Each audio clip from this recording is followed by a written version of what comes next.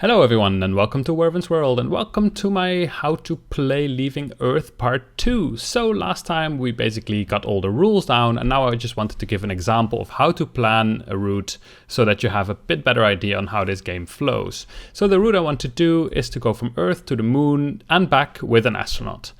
The way we are going to do that is from Earth to suborbital flight to Earth orbit to lunar orbit to Moon to lunar orbit to Earth orbit to suborbital flight and Earth. Actually, we don't even need to do that. We go straight from Earth orbit to Earth, as you can see here. All right. The nice thing about this maneuver is we don't need any supplies because it all works within the same year because we don't need to spend any time units anywhere. So how are we going to do this? Well, the easiest way to think about this is backwards. So let's say the last thing we want to do is crash on Earth, and that's actually for free. However, we do need a capsule with a heat shield for that. All right. Then we want to go from lunar orbit to Earth orbit. How are we going to do that? Well, the difficulty is 3, our weight is 2, and if we then look at our cheat sheet, the difficulty is 3, our weight is 2. We could either use 6 Junos or 1 Atlas, and we will go for the Atlas. So let's add an Atlas. Perfect. The Atlas weighs 4. So now our entire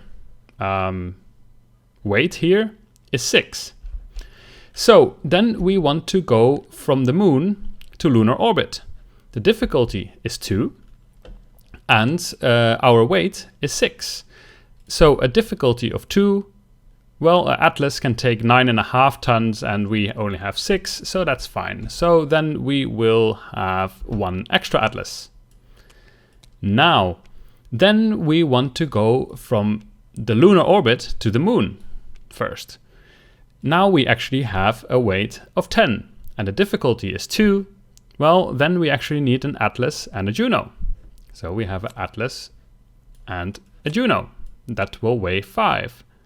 All right. Then we want to go to Then before we go to the Moon, we want to go from Earth orbit to lunar orbit. And that has a difficulty of 3. So we already have 15 weight. So then with a difficulty of 3, that means we need a Soyuz. So we take a Soyuz. So then we need to get into Earth orbit and we do that from suborbital flight. And that's a difficulty of 5. So a difficulty of 5. Our weight is now 24. So 9, 10, 14, 18, 22, 24. So a difficulty of 5, then we could use a Saturn and a Soyuz, is 27. So we take a Saturn and a Soyuz. And then we still need to go from Earth into suborbital flight.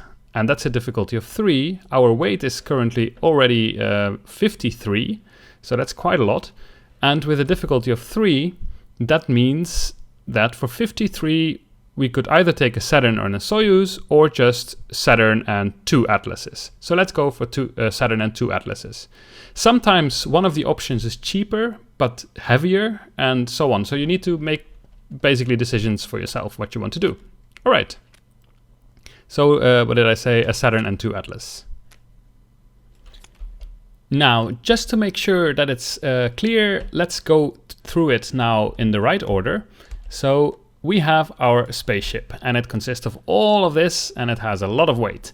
So we will go from Earth to suborbital flight with a difficulty of 3. For that, we need an Atlas, and a Saturn. Now we will go from suborbital flight to Earth orbit, and for that, we need a Saturn and a Soyuz. Then we will go from Earth orbit to lunar orbit, and for that, we need a Soyuz. Then we go from lunar orbit to the Moon, and as you can see now, for example, we have a weight of 2, 6, 10, 14, 15. And for that, we will discard these two because the difficulty is 2, our weight is 15, that means 30, and 27 plus 4 is 31. Now we will go from the Moon to lunar orbit again, and for that, we will discard an Atlas. Then we will go from lunar orbit to Earth orbit, and for that we discard the Atlas yet again. And then we crash from Earth orbit into Earth, and then our astronaut Eldrin comes home happy. But this is not necessarily the best way to do it. Let's go through a better example. Now, the last example wasn't entirely efficient, so we can actually do that much better. And that is because last time, when we went to the moon and back, we were carrying with us the rockets that needed to bring us then from lunar orbit to Earth orbit. However, that's not really necessary, because we could as well just leave those behind by rendezvousing and splitting up our ship in two, and then going to the moon and back with very much lightweight, and then combining again and then going home. So the way we would do that is, oh, there we go. We would go from lunar orbit to Earth orbit. For that is exactly the same as last time. We need an atlas. However, now we are in lunar orbit and we want to get from the moon to lunar orbit. We don't need to bring our atlas. We leave the atlas in another ship. So actually, to go from the moon to lunar orbit is a difficulty of 2 and our weight is 2. So for that, we difficulty of 2, a Juno, actually, we could just bring 2 Juno. Then we have enough for 2. Last time we were bringing an atlas for that. Now we want to go from lunar orbit to the moon, because we already calculated how to get back from there. With that, we have a weight of 4, and for that difficulty 2, we can just bring 4 Junos. It's the same weight as one atlas, but it's a bit cheaper. It's $1 million cheaper. Then we want to go from Earth orbit to lunar orbit, and then we do need to have this atlas with us because we don't separate by then yet. So I'm going to add this here again. And that means that we have a weight of 6, 7, 8, 9, 10, 11, 12. For that, for Earth to lunar orbit is a difficulty of 3. And that means that we can just bring a Soyuz. So we bring a Soyuz.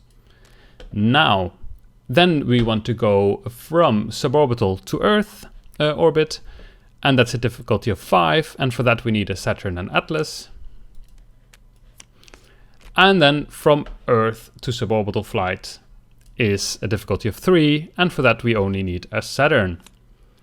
Now, for last time we needed, let me check, we needed 6 Atlases, we needed a Juno, 2 Soyuzes and 2 Saturns, and that's actually $72 million. Now we only needed 2 Atlases, 6 Junos, 1 Soyuz and 2 Saturns for a total of 54 million. So we just saved up 18 million by actually not dragging rockets to the moon and back, even though we wouldn't need to. So that's ways of making it more efficient. You could of course make it even more efficient by just leaving the Vostok here in Earth orbit, because it's quite heavy, but it has a heat shield. So if you would actually bring the Eagle to the moon and back, you would be saving some weight once again. Of course, the Eagle is a bit more expensive, so you have to check what would work best for you. But I hope that gives you some idea on how this game works. How will you plan flights? It's best to just do it backwards so that you actually know what you will be carrying with you. And sometimes it might just be a very, very good idea to already bring some stuff somewhere. Like you could put some ion thrusters with some supplies and maybe a Vostok or something already here to, I don't know, Mars orbit, for example, so that you can then later on fly there, pick them up, go there, go back, and so on. So there's many, many options. You can optimize it to your heart's content. So I hope you found this video useful, and see you next time.